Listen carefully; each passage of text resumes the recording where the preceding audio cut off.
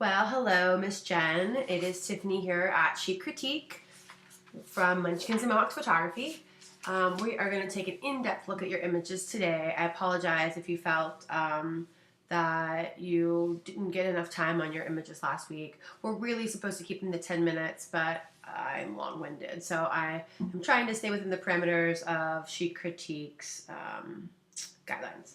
But let's take a look at some of your images today. I really want to help you and get you moving in the right direction. I just love seeing pictures of your kids. They are just the cutest thing ever. So let's dig right in. We've got a really cute image here. I love to see their sweet expressions. I'm pretty impressed how you got them to look and smile at the camera so well. So let's take a look at your settings, Jen. I think what we really need to step back and take a look at is your choice in settings and your time of day. I think those are the two biggest things that I feel like I really can make a big difference in your images.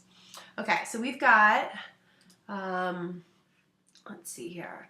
This is f5, 1/80, and ISO of 200. Okay, so when I'm selecting my settings in manual, I first start with my aperture. So that is my f-stop. That is my storytelling setting. Okay, so when most of my stories or most of my images focus around the subjects. So my story is often just the subject. So are these sweet little kids.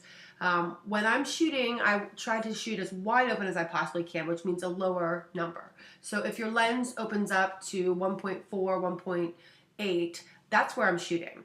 Now, it's going to take some practice to now focus there, but I want you to head in that direction. So let's get your aperture as wide open as you can, which means a lower number. So at f5, what's happening is you're getting all of this stuff in the background in focus as well. So it's a bit distracting and taking away from your subjects. I would love for you, let me see if I can find an image, to get that creamy bokeh in the background. Let me see if I've got one readily available here. Let me find one. So that you can see, here we go. I know I've got one in here. That when you shoot wide open, you get your subject is the focus of the image. So let's see.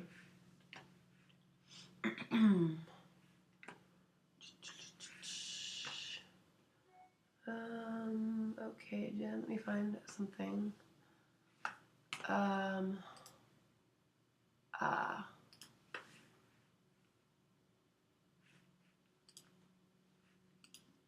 Sorry, my brain's not working. Okay, here, there's gotta be one. Okay. Alright, so this image here is a good example of a similar lighting situation. Okay, so you've got the sun peeking in from behind the trees. Okay, similar to here, the sun was kind of peeking in back here. And I've got my little girl framed by a tree. Okay, so framed by a tree. But we've got the background, instead of it, you can see every tree or every leaf, it's kind of blurred out and it allows her to be the main focus of the story, okay? So let's take a look at my camera settings here. This is shot with my 70-200, so my aperture is at f2.8, which is as wide open as it will go. Okay, so I've got an ISO of 100, f2.8, and shutter speed of 1/320. And that's pretty standard for an outdoor shot of mine. Okay, those type of settings. So I want to see you really pay attention to your aperture first. So with your camera, make sure that we are using our storytelling setting first, which is our aperture. So let's set that as low as we can possibly go. And then according to the light, we can meter if they're inside of their cheek here, or the inside of their eye right here.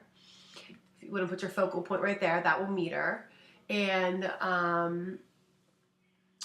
according to wherever your histogram or your meter and your light meter in camera is telling you, then you can make the adjustments otherwise. So if we're setting at 1.8, I'm going to guess that our shutter speed outside is going to be somewhere in the range of 1/200, 1/250. And now I'm noticing here that you have 1/80, which it's fantastic that you got that in focus, but I know I can't at 1/80. That's a rather slow shutter speed, and for little kiddos, I want to have you keep that shutter speed at 1/160 or higher. So that means a higher number. So 1/160, 1/200, and up. Because what happens is you'll get camera shake, okay? Even with the steadiest hands. So we're selecting our aperture first, then we're selecting our shutter speed. Our ISO is our variable, okay? So you're outside, you should be able to have that ISO down to 100. If you need to raise it, that's fine. I can't remember offhand what camera you use, but I'm imagining you can go well up into ISO 400 or 600 and still not introduce too much noise. Okay, so camera settings are the first thing I would adjust on this image. I would have opened up my aperture and got some of this beautiful bokeh in the background. I love to shoot through trees like this. It really has a nice, it creates a nice light and that beautiful, you can see here, little sparkles in the background. Okay. Next thing I would do is I would pull your people out, and you probably heard me say this if you watched any of the other critiques. Pull your people out from the background. So this is going to help define your people from the background. So we've got more shallow depth of field. We've got our aperture opened up. We've got our people pulled away from our background. So this won't be distracting. This won't be taking away from our image. This will be adding to it. So we've got the framing element of the tree. But let's pull them out, because right now all I'm seeing is this fence going right to her head, and I'm seeing this tree going right in her head. So you'll start to train your eye to have undistracting backgrounds, okay? All right, let's see, what else did I want to talk to you about this? Styling. So I know, when you've got your little kids, you're really just working on kind of getting your camera settings and the light, but I always have my kids in portrait-worthy clothing. Now, portrait-worthy is kind of a loose term, so when I'm shooting them, I'm often, I watch the tones that they're wearing. So I try to make sure that they have on tones that are complementing our background. Now, Lydia's dress, I think, is very appropriate for the setting here. She's got these greens and these oranges, and I think this is great. If we would have your little guy maybe in a coordinating, it doesn't have to be coordinating, but like even a little brown shirt, so that kind of complements the tones of the background. So when I'm taking an image or I'm shooting an image that I'm considering a portrait, I want to make sure that my tones of their clothes are harmonious with the tones of the environment, okay? And it's fine if we're practicing for camera settings or composition, that's fine, but I'm really just trying to help you grow. So when we're doing portraits that people are paying you for or that you're going to hang on your walls, I really want to see tonal harmony in your clothing. Okay, so I did a couple things to this image. I think what I would have liked to seen is if you would have shot it kind of in this manner here. Let's see, somewhere about like that. Okay, and what I would have done is, let's get a little brush. Again here, I'm so great at art. Okay, so I would have had my people somewhere, well, you know what, let's back up here. Let me show you what I would do to this tree first. Okay, before we do that. So back here, I would actually enhance, we can kind of see what I did, enhance the line of this tree. So I'm going to duplicate the layer. I'm going to go into filter and I'm going to go to blur. My selection is going to be radial blur. What this is going to do, it's going to blur the background in a radial fashion. So this is obviously way too much. I'm going to create a layer mask by pressing this little circle over here and Command I to invert it. So now I'm going to mask on just where I want that blur. Okay, so I want to create almost a radial effect around them. So we're really trying to frame them, right? Okay, and then I'm going to pull that back to 30%. So it's not necessarily noticeable, but you can kind of see that line kind of framing them. All right, so let's flatten that. All right, now, as far as composition-wise, I would go and I would have cropped this in camera differently. Okay, so say we've got our tree, kind of framing them like this. I would have my people, let's see here, maybe Lydia's head here, and Ben's head here, and kind of, you know, hugging each other like that. Pulled out quite a bit, 15 to 20 feet from that background. Have this tree framing them, okay? And let's see, then I would actually flip the image. Okay, because remember we talked about we read from left to right, so it would have gone, zoop, here's our golden circle. Okay, did you catch that? All right, so that is how I would have kind of set that up. Let me see, let me get out of here.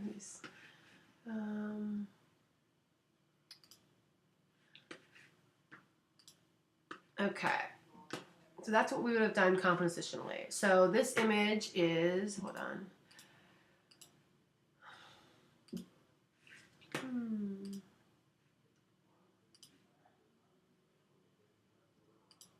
Okay.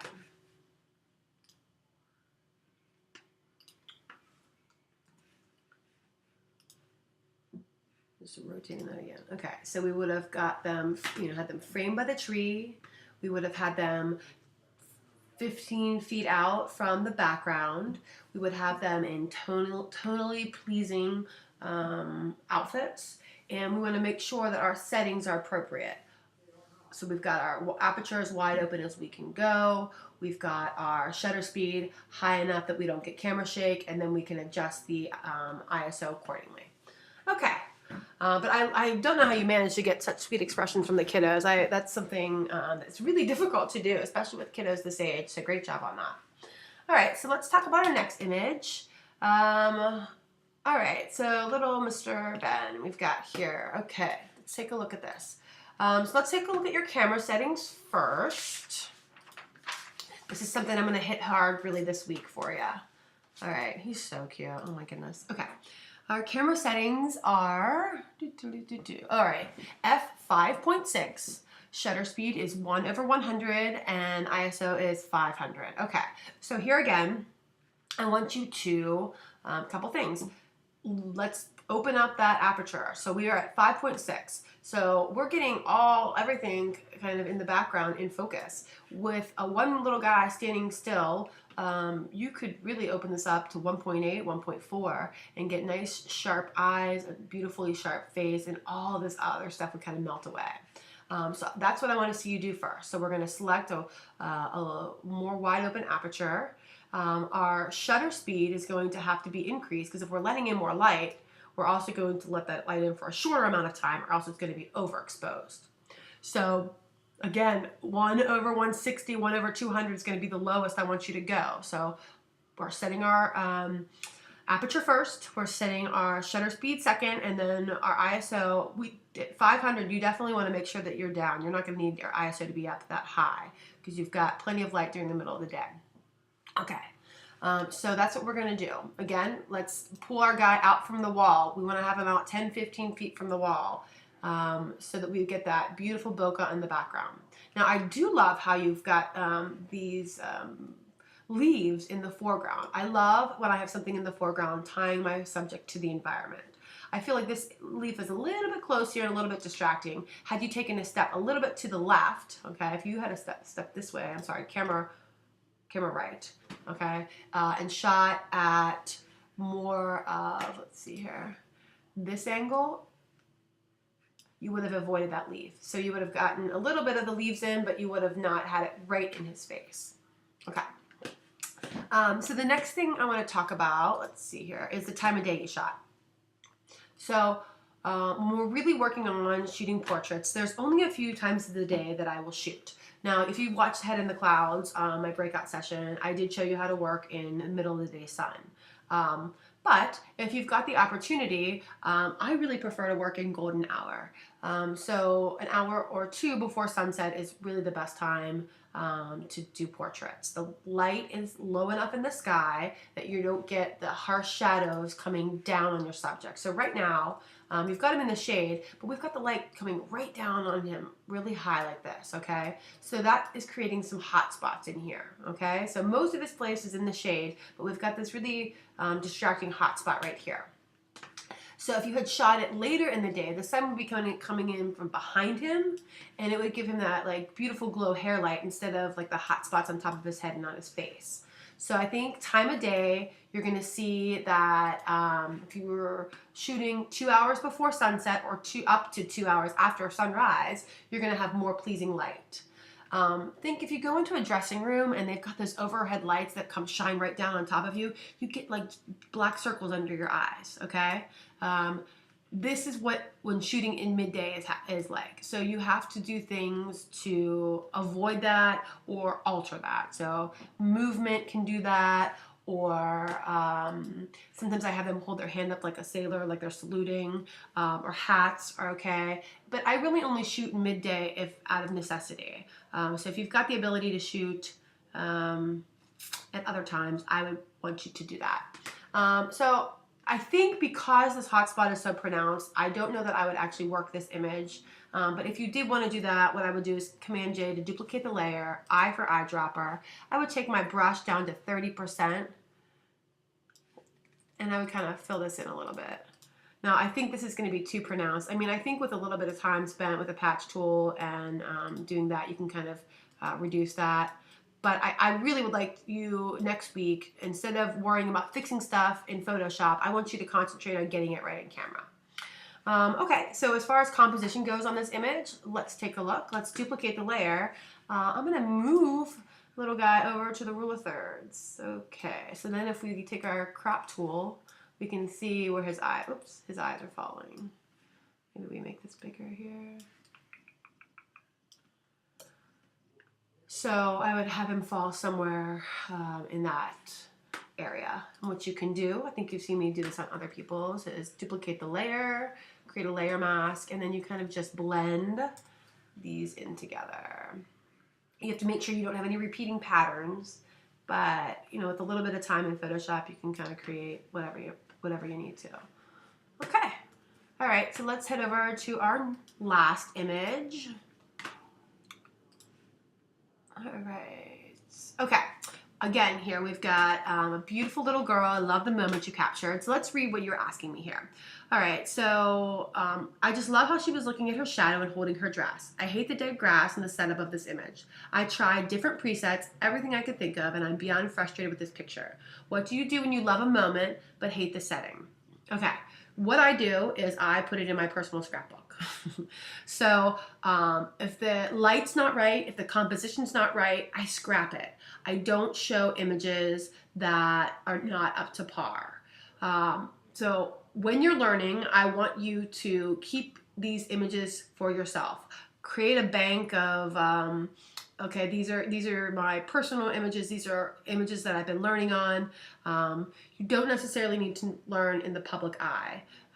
It's great to post it on your personal page, but if you're really looking to grow as a photographer, I would keep, you know, a little portfolio so you can see how you've progressed and what worked and what didn't work. So on images I have that are of my children that I love the moment, I keep just to have because they're pictures of my kids, but it's not necessarily a portrait. So again, let's take a look at your settings. I'm really hitting this home this week, Jen, for you. All right, so we've got f5.6. We've got a shutter speed of 1/500, which is great, and an ISO of 500. Okay, so the storytelling setting is our aperture. All right, so we're at f5.6. I want you to get that down much, much lower, okay? Let's go to your before picture. Whoops. Okay. Whoops. All right, this is yours straight out of the camera. Okay, so at f5.6, we're getting in all of this dead grass into focus, all of the leaves in the background into focus. So what's happening is that you're shooting in midday and the light is reflecting off all these little leaves, all these blades of grass, and it's just distracting. So we're really losing the story here. I'm really having a hard time honing in on exactly what the image is telling. Okay, so first of all, let's talk about composition on this one.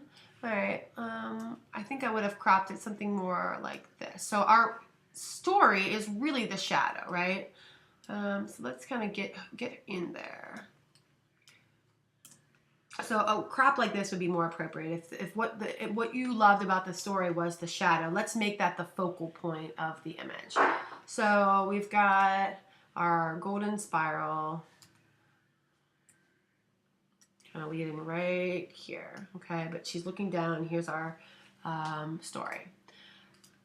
Okay, let's take a look here. Okay, so if we would have opened up our aperture, so this would have all kind of melted into the background. Our ISO, our shutter speed is 1/500, which is great. Outside midday, you could definitely go higher on that. So if you open up your aperture, you're going to allow more light into your lens, which is going to make you overexposed at 1/500. So you're going to need to up that substantially. Now I also see that your ISO was at 500. It looks like you definitely could have decreased that. So you're having too many worker bees gather light with that ISO. You really outside, your ISO doesn't need to ever go above 100 when you're shooting in midday. So keep that low, and then we can make the adjustments on the other settings. So I would have cropped this image like this. What else were you asking? Okay, the time of day was between 4 and 6. I would imagine this was shot in the summer, so I think this was probably a little bit too early in the day. If this is the story that you were trying to tell, I would have liked to have seen you like on a flat piece of ground, without all of the distractions from these leaves and trees, with maybe just some like short grass. If you would have gotten a little bit lower to not have this distracting background, I think that would have been more pleasing. Okay, well, I think that's it for this week, and I hope that helps you out, Jen. I'm really looking forward to your images this week. I would love to see if you could get out and shoot. Get that aperture opened up to as low as you possibly feel comfortable doing. Make sure you're shooting at the correct time of day, so 2 hours before sunset. And let's work on pulling our people out from the background. All right, good stuff. Oh, and these are so fun too. I love to see these. I love this framing here. All right, Jen, I will see you next week. Good luck with that.